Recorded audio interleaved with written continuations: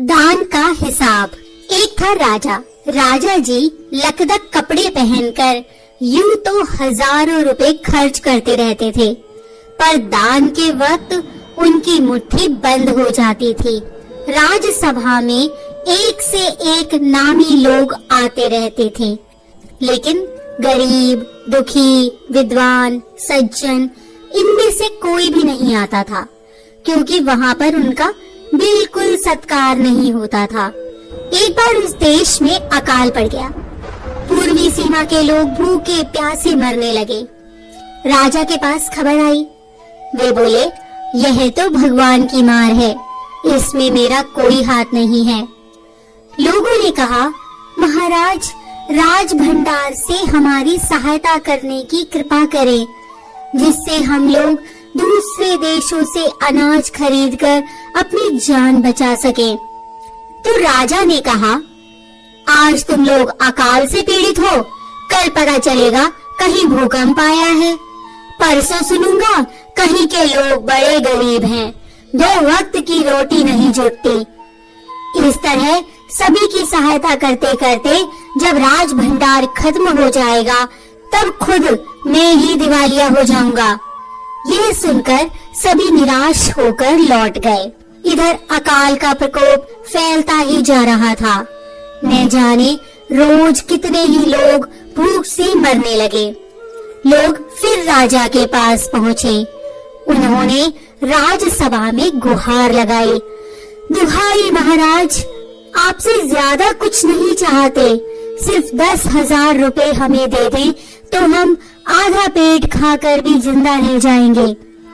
राजा ने कहा, 10,000 रुपए भी क्या तुम्हें बहुत कम लग रही है? और उतने कष्ट से जीवित रहकर लाभ ही क्या है? एक व्यक्ति ने कहा, भगवान की कृपा से लाखों रुपए राजकोष में मौजूद हैं, जैसे धन का सागर हो। उसमें से एक आध लोटा ले लेने से महाराज का क्या नुकसान हो जाएगा? राजा ने कहा, राजकोष में अधिक धन है तो क्या उसे दोनों हाथों से लुटा दूं?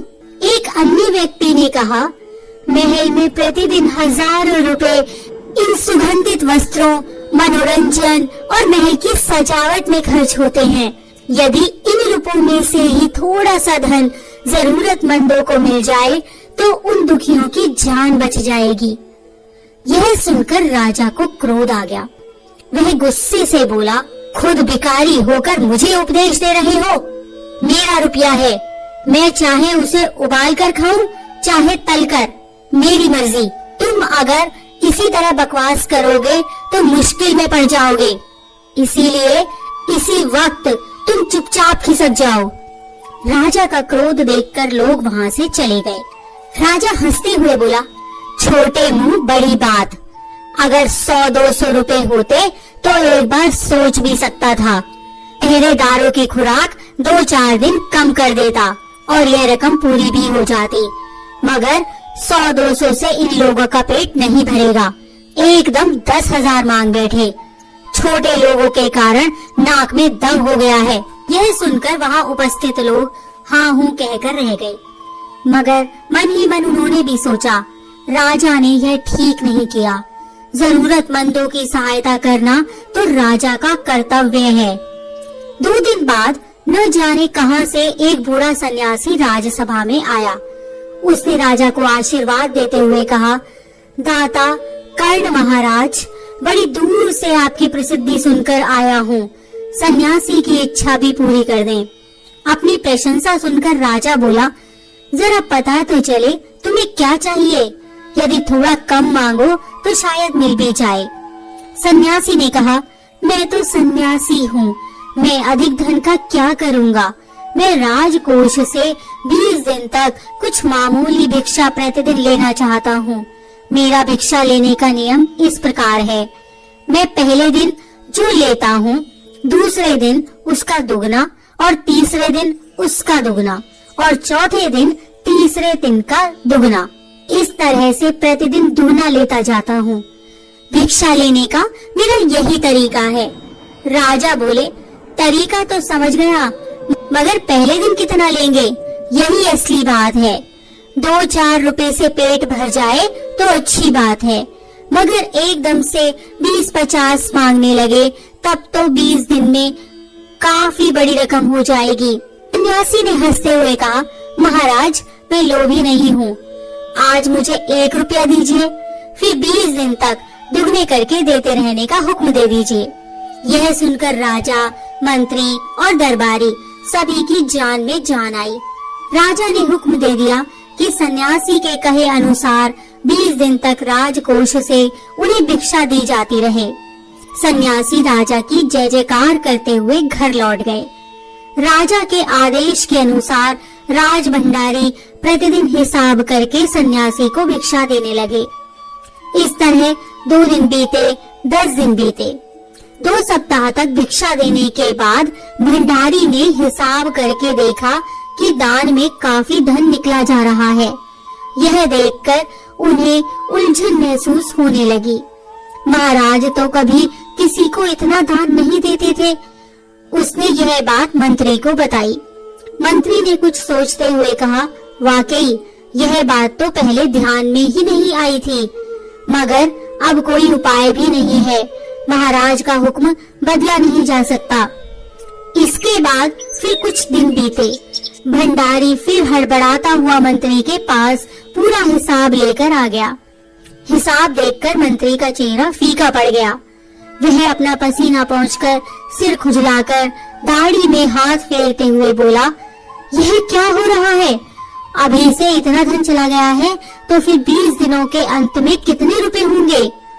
भंडारी बोला, जी पूरा हिसाब तो नहीं किया है।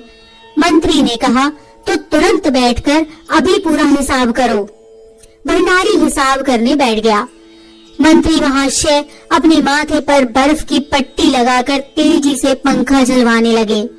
कुछ ही देर में भंडारी ने पूरा हिसाब कर लिया। मंत्री ने पूछा, कुल मिलाकर कितना हुआ? भंडारी ने हाथ जोड़कर कहा, जी 10,48,575 रुपए। मंत्री को गुस्सा आ गया और बोला, मजाक कर रहे हो? यदि सन्यासी को इतने रुपए दे दिए तब तो राजकोष खाली हो जाएगा। भंडारी ने कहा, मजाक क्यों करूंगा, आप ही हिसाब देख लीजिए। यह कहकर उसने हिसाब का कागज मंत्री जी को दे दिया। हिसाब देखकर मंत्री जी को चक्कर आ गया। सभी उन्हें संभाल कर बड़ी मुश्किलों से राजा के पास ले गए। राजा ने पूछा, क्या बात है? मंत्री बोले, महाराज राजकोष खाली होने जा रहा है। राजा ने पूछा, वह कैसे? मंत्री बोले, महाराज सन्यासी को आपने भिक्षा देने का हुक्म दिया है, मगर अब पता चला है कि उन्होंने इस तरह राजकोष से करीब 10 लाख रुपए झटकने का उपाय कर लिया है। राजा ने गुस्से से कहा, मैंने इतने रुपए देने का आदेश तो नहीं दिया था, फिर इतने रुपए क्यों दिए जा रहे हैं? भंडारी को बुलाओ। मंत्री ने कहा, जी सब कुछ आपके हुक्म के अनुसार ही हुआ है, आप खुद ही दान का हिसाब देख लीजिए। राजा ने उसे 1 बार देखा, 2 बार देखा, उसके बाद वह बेहोश हो गया। सब परेशान हो गए। काफी कोशिशों के बाद उन्हें होश में आने पर लोग सन्यासी को बुलाने दौड़े। सन्यासी के आते ही राजा रोते हुए उनके पैरों पर गिर पड़ा। बोला, दुहाई है सन्यासी महाराज, मुझे इस तरह जान माल से मत मारिए। जैसे भी हो एक समझौता करके मुझे वचन से मुक्त कर दीजिए। अगर आपको 20 दिन तक भिक्षा दी गई तो राजकोष खाली हो जाएगा, फिर राजकाज कैसे चलेगा? सन्यासी ने गंभीर होकर कहा, इस राज्य के लोग अकाल से मर रहे हैं, मुझे उनके लिए केवल 50,000 रुपए चाहिए। वह रुपया मिलते ही मैं समझूंगा कि मुझे मेरी पूरी भिक्षा मिल गई है, बस मुझे और कुछ नहीं चाहिए। राजा ने कहा, परंतु उस दिन एक आदमी ने मुझसे कहा था कि लोगों के लिए 10,000 रुपए ही बहुत होंगे। सन्यासी ने कहा, मगर आज मैं कहता हूँ कि 50,000 से 1 पैसा कम नहीं लूंगा। राजा गिड़गिड़ाया, मंत्री गिड़गिड़ाए, सभी गिड़गिड़ाए, मगर सन्यासी अपने वचन पर डटा रहा। आखिरकार लाचार होकर राजकोष से 50,000 रुपए सन्यासी को देने के बाद ही राजा की जान बची। पूरे देश में खबर फैल गई कि अकाल के कारण राजकोष से 50,000 रुपए राहत में दिए गए हैं। सभी ने कहा, हमारे महाराज कर्ण जैसे दानी हैं। इसी प्रकार की अन्य व्रत एवं पौराणिक कथा कहानियों के लिए हमारे चैनल को सब्सक्राइब और शेयर करें, ताकि आप भी दूसरों तक इन्हें पहुंचाकर धर्म लाभ प्राप्त कर